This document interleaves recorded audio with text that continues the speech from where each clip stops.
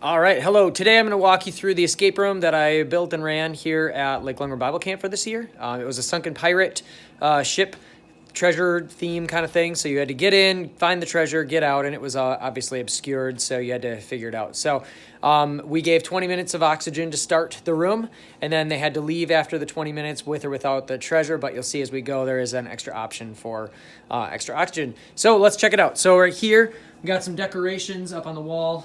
Those will be important later. There's some resources there. And really the whole cornerstone of the room kind of starts with this box on the corner, or on the table right in the middle. So each side is a different lock. Each side also has a different symbol that's kind of engraved into it. So, and then there's also a big treasure map on the wall. And then treasure chest over there you can see has a bunch of locks on it. A little chest up on the corner. That little rectangular thing on the side there. Over here you can see a little tiny treasure box with a bunch of coins in it. And then over here at the fireplace, there's a set of keys hanging from the mantle that sometimes groups don't look at right away. And then there's a chest here with a barrel symbol on it. So we'll start here on the box. This is kind of the beginning. And we'll start on the barrel side. So you can see a barrel symbol. I know I moved quickly, but that matches a symbol that's right here on this this container. So at first glance, it's kind of a tricky thing. Oh, this was supposed to be unplugged before, but people come over here and they have to look and search and try to figure it out. But it also has a plug coming out of the box, which is something we added later on because groups weren't finding the thing. And then that turns on a little light inside. So let's see if I can do this. Kind of hard to read, but you can see there's a hole at the top of the big metal pole, so you bend down and look in there, and that gives you a hint, a clue. So right in the middle of the room is this big metal pole, and if you look at the top of the big metal pole, matching some of the other ones here, I made this so that you can pull that out. There's a key, ta-da! And that key comes right over here to unlock the barrel compartment. So once you open that one, you see there's this lock pin with a big post in there, and then there's red number 7, and this. So this isn't going to be useful right now. It's kind of just a hold on to it for a while, but on the back side, many groups thought that this was maybe like a map of the room or something like that, but it actually, if you look real close, it kind of resembles a picture frame, and right behind it, there's a bunch of picture frames. And there's a little symbol, a little square symbol there on the bottom. So each of the picture frames has a symbol on it. So we got like diamond, triangle, upside down triangle, and then square. So if you take a look at this, you might notice that the cut on that top one kind of is angled like this. So if you kind of follow what it's supposed to do right there, this is one of my favorite parts of the room that just whoop, kind of hidden in plain sight. And then there's a second piece to this. Now this still isn't usable yet. That'll take a little bit longer, but that will kind of sit there for now. So that's kind of step one. But it's meant to be kind of like a, oh look, that path led me to open a thing. So we'll go to this one next. So there's a treasure map on the side, and then there's a bunch of numbers etched in there. And at first it looks like maybe equations, but they're actually coordinates. So I showed a little bit ago, up on the wall there is the big treasure map. And then there's also this little guide right here. So we look at the first one. This one's a little bit scratchy on there, but it's 1843. So if we look at 1843 up here on the map, so 18 is that top row up there. 43 creates this skull and crossbones symbol. That's the first one. So then we look back at our little key right here. Skull and crossbones equals a 3. So we'll put a 3 in on the lock right there. The next one is 1546. So we look up at the map. 15 is about halfway up. 46 goes over there. And you got some options. It's kind of where Frog River and Devil's Mouth meet on the map. And so you look at your guide here, and there's no Devil's Mouth kind of thing, but there is a frog, number 7. Woo! So we'll go 3, 7, and just for sake of time, it would be the same kind of formula. So I'll just put in the right code. So 3, 7, and then the 9 would be the next one. It gets you over there to that big sea creature on the right side, and then 2 would be the next number, and 4. So that was kind of how to solve that puzzle. And that opens up.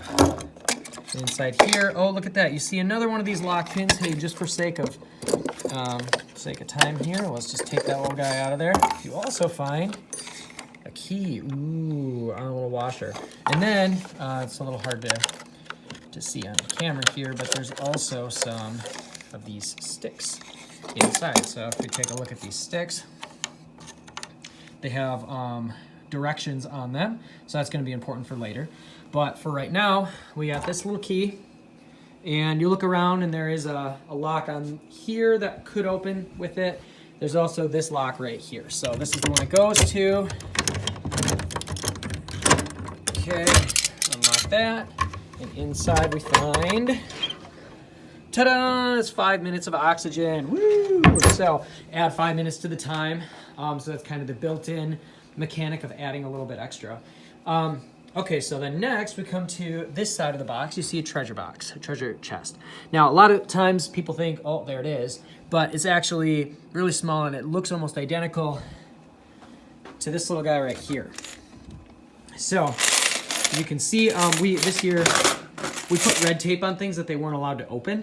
So you can see inside, but you can't open it. So the way that this one works, it's a 3-digit lock. And there are 3 different kinds of coins inside. So it's kind of hard to see maybe on this video, but if you shake them around and look, I always tell people if it's worth counting once, it's worth counting twice. I did it from smallest size of coin to biggest size of coin. So the smallest one are the bronze ones in there, and there were 6 of those. So we'll flip that to 6. And then next sized bigger is the silver, and there were only 2 of those. So we'll go 2. And then the gold were the biggest size, so that's 9 of them were in there. So 6 to 9. Oftentimes it was tough for groups. They would miscount, not count enough of them or whatever. And that's how that puzzle worked. Inside, oh, look at that. You got the other end of the post, and then down underneath are a bunch more of these sticks. So, oops, so there we go. So that's going to be important here in a little while, but for right now, we'll just leave that. So that's that, and you can see each of them have a direction on there. So just for kicks, since we were partly there, let's get this end cap off. Oops, off up there. So I just took that little pin out, and now since that side is unlatched, we can pull the whole thing out. These things are pretty heavy duty. But nothing can really happen yet until we get this open. So this one on the side has a captain's steering wheel on it. And over here, we have kind of a steering wheel, a steering wheel. Tried to get as many ways of trying to make that exactly the same and obvious so that they could move towards this. So this is the captain's journal. Let's take a look inside. Like most of the pages, we just created all this. There's not a lot that gets past me when it comes to my ship. Even the rats are numbered. So it's just the captain's journal, and you'll see there's nothing really of note until you get a little bit later. And so this takes one person at least a little while. But you get to this page 6:15 instead of June 15th. It is 6:15 and it's all in red. And then on the bottom, RAR. So this lock is actually a combo number and letter lock. So we'll put it in on the right code, 615. And then AR.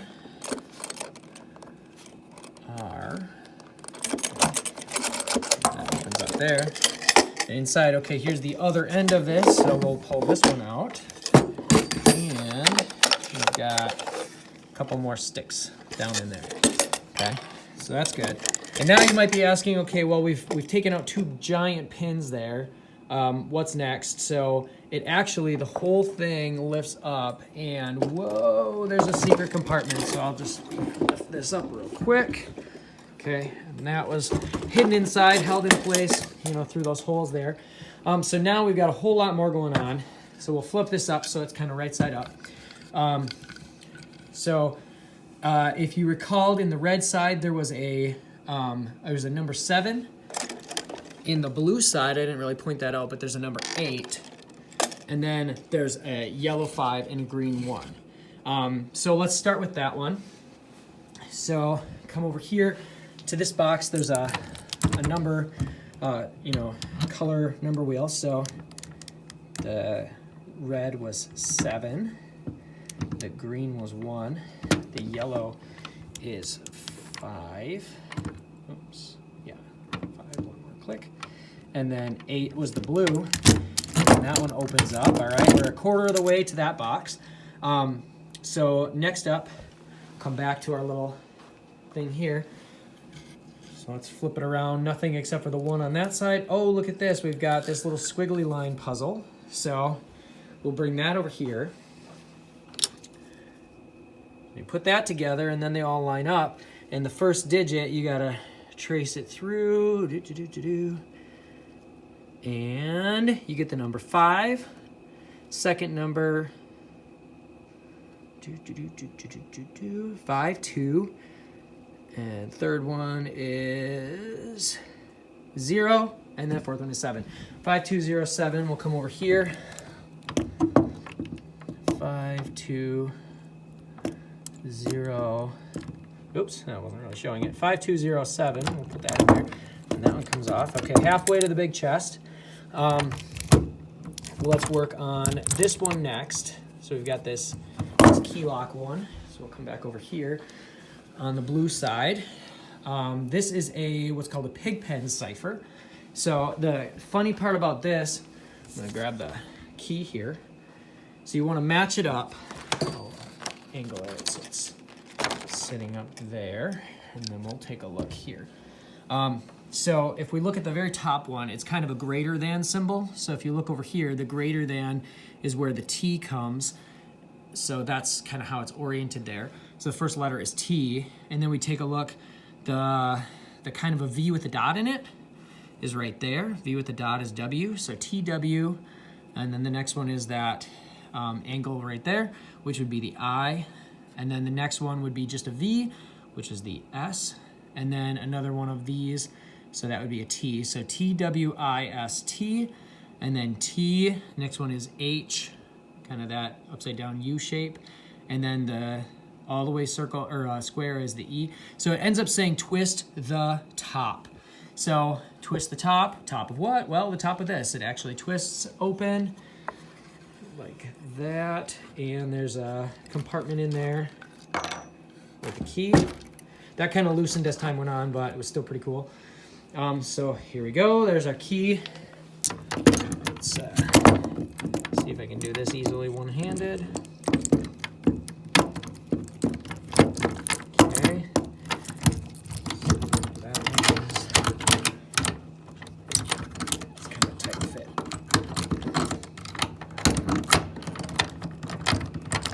There we go. Okay, and then all we have left is this last one here, and we did not open that box yet. So we'll do that box first. I mentioned earlier, there's this set of keys. So let's pull that off of there. Ta-da. This one stumped a lot of groups. They didn't end up ever getting it. Then we got this little guide here. So if you notice, there's small key, medium key, big key, and you've got small, medium, and big right here. So if you hold the right-sized key at the right orientation and direction, then at the top of that key, there will be a little number etched. So let's start with the middle key. We're gonna copy the direction and orientation, look real close, and there is, you see that there, a 3 up at the top. And then we'll hold the big key. Big key is up and in this orientation, just like this. And there is an 8. And then the tiny key is the next one. This orientation, 3, 8. I believe that's a 1 or 7. 3, 8, 7. And then the big key at this orientation is 1. So 3871. Put that in here. 3871. And this one opens up then to reveal, hey, more oxygen. So there's actually 30 total minutes of air in the room. So leaves us then just with the final lock, which is the directional lock. So to make that happen, we're going to throw that on there. We'll come get all our sticks. And then also there is on the yellow side of this, there's a help guide right there. So it says star equals number 4, and it kind of shows, see I have the low side on the left, just like in the picture. So now I got to find the one with the star on it. So the back of one of these sticks, there we go, has a star, and we're going to put it in 1, 2, 3, 4th position. Now that shows the height of the whole puzzle, and then what we have to do is figure out which spot is going to make it so that they're all even. So it's a little too high, a little too low, a little too high still. There, that one looks right. Now when I made this puzzle, I made sure that each block or each spot on the inside was a different height, and each stick was a different height. There we go, that looks right. So that it would be exactly level at the end. And that's very important. There were a couple that are close, but not quite. So this way there is only one possible way. So, okay. So I think that I got it right there. See, they're all level across, you know, from left to right. And then we'll just put that in. So the way these locks work, you have to click it twice at least. And then, so we got left, up, right, up, down, right, up, left. And then that opens up. Hooray, we got all the locks open. Pull off that hasp. Let's just set this stuff on the ground. And you open the big treasure box to reveal a smaller treasure box, and that has the pirate treasure in it. There's some coins in there as well. And so that was our escape room for the year. It turned out to be super, super fun. I'm sad to tear it all down, but also excited for next year to see what we do next.